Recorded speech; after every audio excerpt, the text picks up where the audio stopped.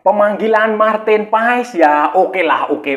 Kita kasih kesempatan. Kemudian Elkan Bagot tidak dipanggil ya, walaupun agak bagaimana, tetapi ya kita bisa memahami lah, bisa memahami. Tetapi pengganti Elkan Bagot itu ternyata adalah Wahyu Pras, mantan pemain PSIS Semarang yang sekarang kalau nggak salah main di Malut United. Dan sebelumnya pada waktu beberapa bulan yang lalu dia ikut main Tarkam bareng Bayu Pradana, saudara. Halo saudara-saudara.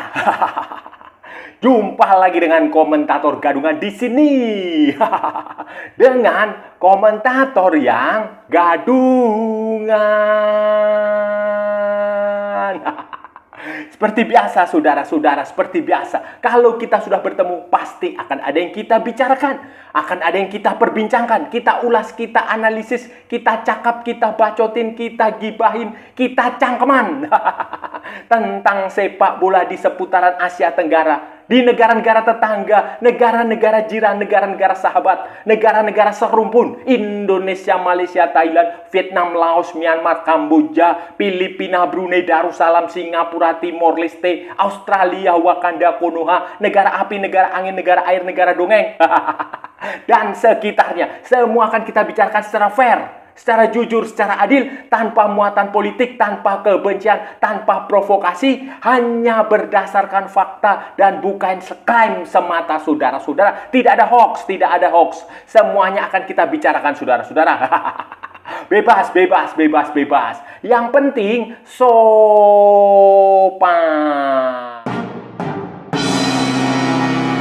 Begini saudara-saudara, jadi begini, setelah dinanti-nanti dan ditunggu-tunggu saudara-saudara, Sintayong itu akhirnya mengeluarkan daftar resmi pemain tim nasional Indonesia untuk kualifikasi Piala Dunia 2026 zona Asia di putaran ketiga, khususnya di grup C pada 2 pertandingan awal, saudara-saudara. Pada 2 pertandingan awal itu Indonesia akan away dan home. Pertandingan away atau pertandingan tandang itu akan melawan Arab Saudi di Jeddah Arab Saudi tanggal 5 September 2024. Sementara 5 hari kemudian Indonesia akan giliran menjamu Australia di Stadion Gelora Bung Karno Surabaya, Jakarta, saudara-saudara, tanggal 10 September 2024, saudara-saudara. Ini adalah 2 pertandingan yang tidak mudah karena Arab Saudi juga sudah mengumumkan daftar skuad pemain mereka yang ada 7 pemain dari Al Nassr.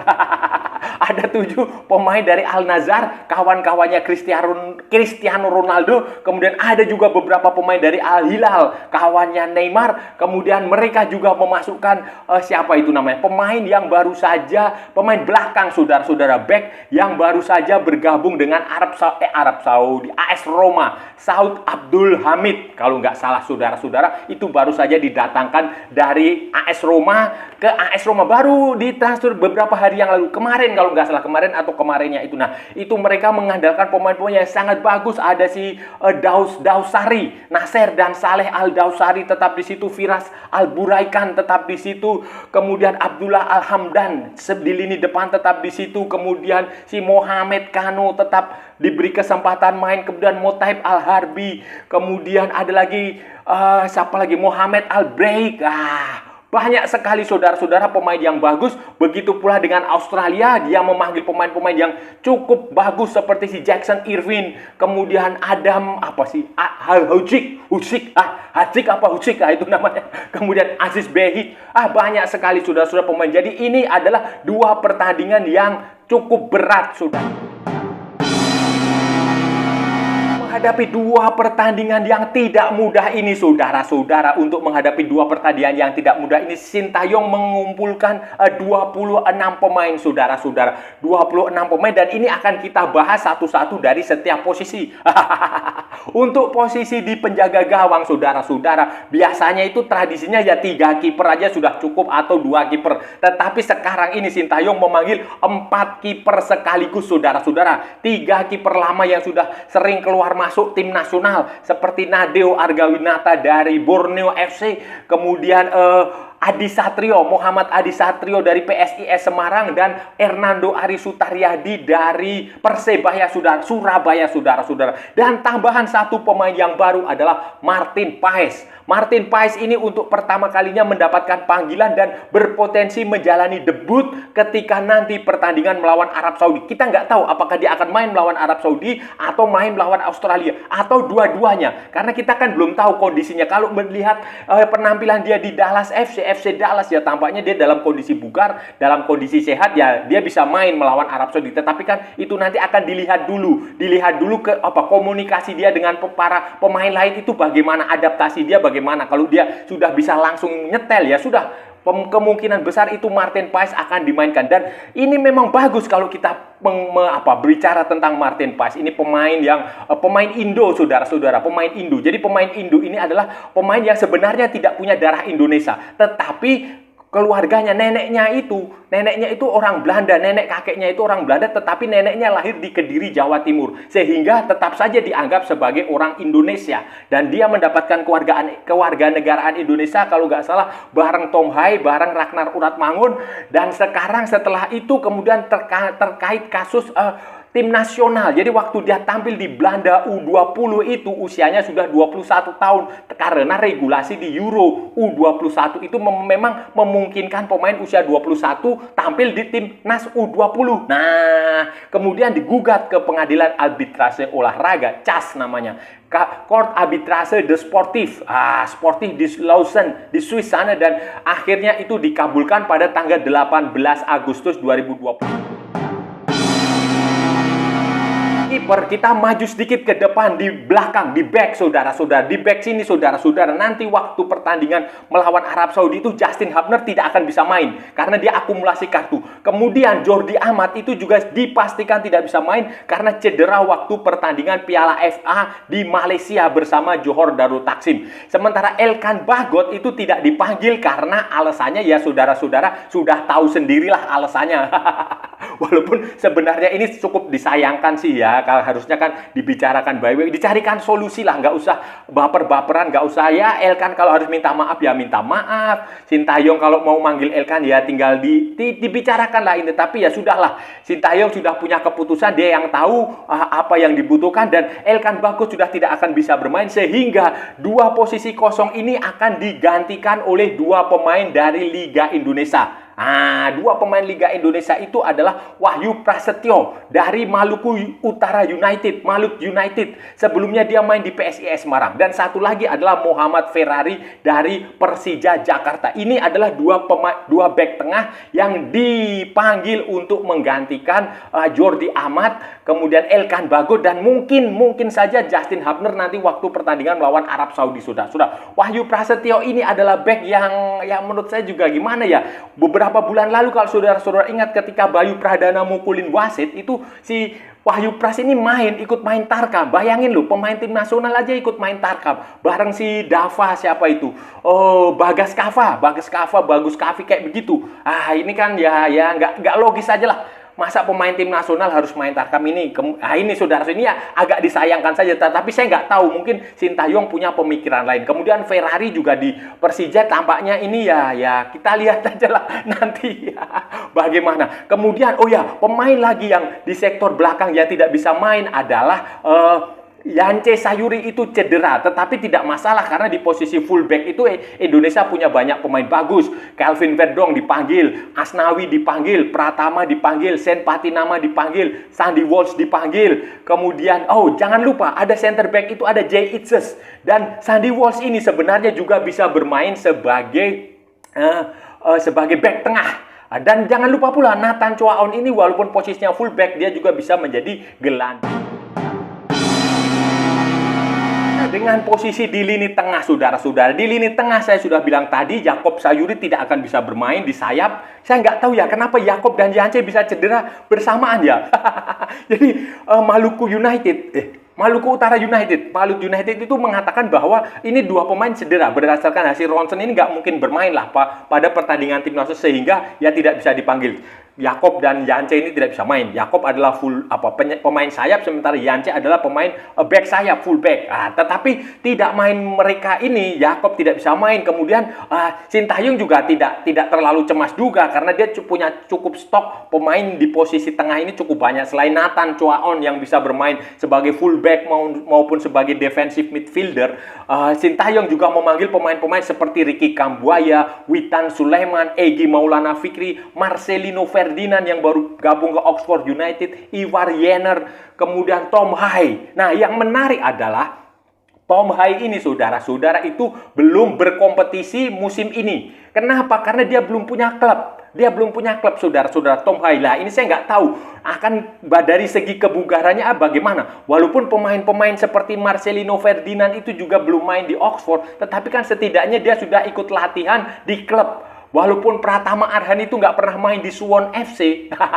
tetapi setidaknya dia sudah ikut latihan di klub dengan ritme yang bagus. Sementara Tom Hai ini, saudara-saudara, itu sama sekali tidak punya klub. Sehingga dia kemungkinan besar ya hanya latihan mandiri. Dan orang yang latihan mandiri dengan orang yang latihan di klub dengan program dari pelatih yang jelas itu tentu saja berbeda. Tentu saja berbeda, saudara. Nah, ini kita akan lihat apakah nanti Tom Hai akan main setengah babak, ataukah dia akan main penuh, ataukah hanya main di babak kedua, atau sama sekali tidak main waktu melawan Arab Saudi, waktu melawan Australia. Itu saya... Saudara-saudara, untuk posisi penyerang ini juga cukup menarik. Menurut saya kombinasi yang sangat bagus lah. Sintayong ini memanggil pemain-pemain depan, walaupun kita sendiri sebenarnya kelemahan utama Indonesia adalah pemain di posisi nomor 9 itu tidak ada.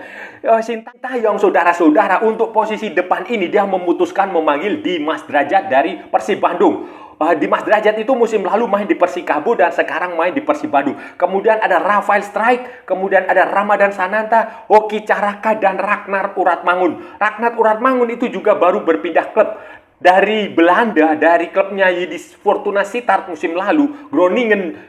Groningen kemudian dipinjamkan ke Fortuna Sittard, dan sekarang Ragnar Uratmangun main di Dender. Dender itu klubnya si Harsitorus di Belgia, saudara-saudara. Itu si Ragnar Uratmangun. Kemudian yang pasti menjadi pertanyaan adalah pemanggilan Hoki Caraka, Ramadan Sananta, dan Dimas Drajat. Jangan lupa, saudara-saudara, Hoki Caraka itu walaupun kalau dia main di tim nasional itu kadang gimana gitu, tetapi awal musim ini dia mendapatkan kesempatan bermain, mendapatkan jam terbang yang cukup banyak dari PSS Sleman. Jangan lupa itu, Hoki Caraka dia main reguler. Kemudian Dimas Drajat, saudara-saudara, walaupun di Persib Bandung dia posisinya agak sedikit bergeser menjadi penyerang sayap bersama dengan Ciro Alves dan David da Silva, tetapi dia performanya luar biasa. Performa Dimas Drajat ini bagus sekali di awal musim ini bersama Persib Bandung, sehingga menurut saya layak untuk mendapatkan pemanggilan ke tim nasional. Sementara Ramadan Sananta ini yang menurut saya agak sedikit, ya mungkin saja Sintayong tidak punya pilihan lain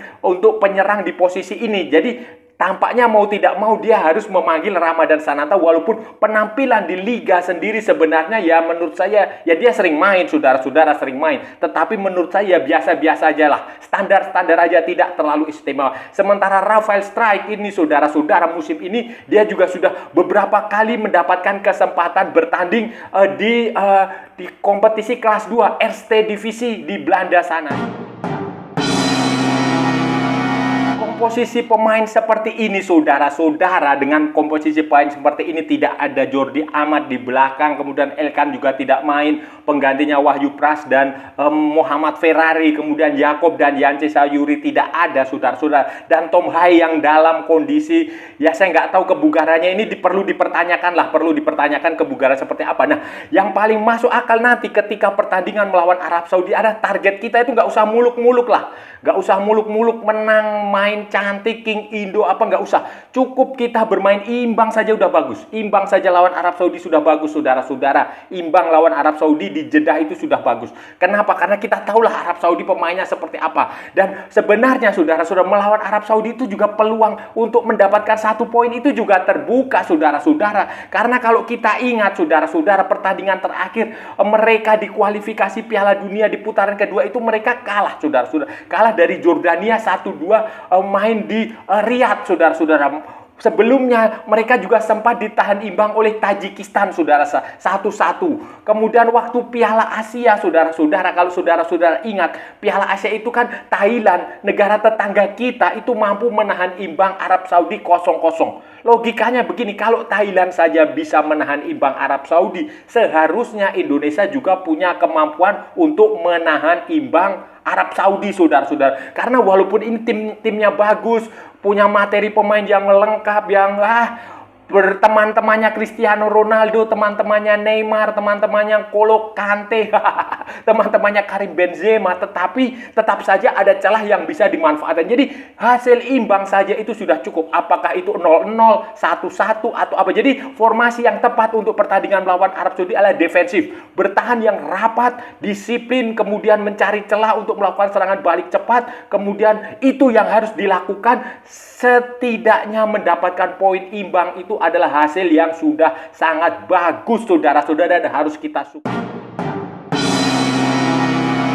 Saudara-saudara, seperti halnya melawan Arab Saudi, saudara-saudara, ketika berhadapan dengan Australia, target Indonesia juga paling masuk akal adalah imbang, saudara-saudara. Imbang itu sudah paling masuk akal. Jadi kita, walaupun kita main di kandang, saudara-saudara, kita hanya akan mengandalkan kekuatan kandang lah, akan supporter Indonesia, itu saja. Kelebihan Indonesia ketika main di Indonesia, ketika main di Jakarta atau dimanapun main kandang itu ya hanya mengandalkan supporter. Walaupun kita hanya mengandalkan supporter, saudara-saudara, fanatisme supporter, menurut saya yang paling masuk akal itu tetap imbang kalau melawan Australia. Jadi dua poin itu lumayan. Yang penting jangan kalah. Dalam kondisi seperti ini, turnamen seperti ini tuh kita nggak boleh kalah. Kompetisi seperti ini nggak boleh, minimal imbang. Kalau kita bisa dapat 2 poin itu sudah alhamdulillah lah, saudara-saudara. Syukur itu sudah sebuah prestasi. Jadi nggak usah terlalu jumawa, nggak usah terlalu sombong untuk menang, untuk bilang King Indo ini itulah, nggak usah. Imbang saja sudah. Kenapa? Karena selain materi yang saya bilang tadi di awal, saudara-saudara, Australia itu juga punya catatan yang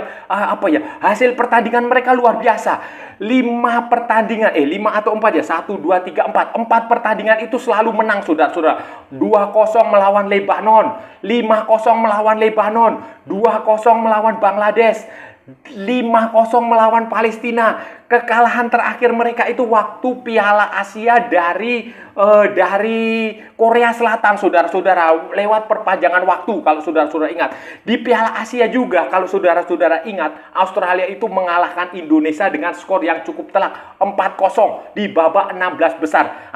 Dan komposisi pemain Australia waktu itu dengan saat ini tidak berbeda jauh. Walaupun Indonesia ada perubahan. Waktu itu Jay Itzes belum main, kemudian Calvin Verdong juga belum main.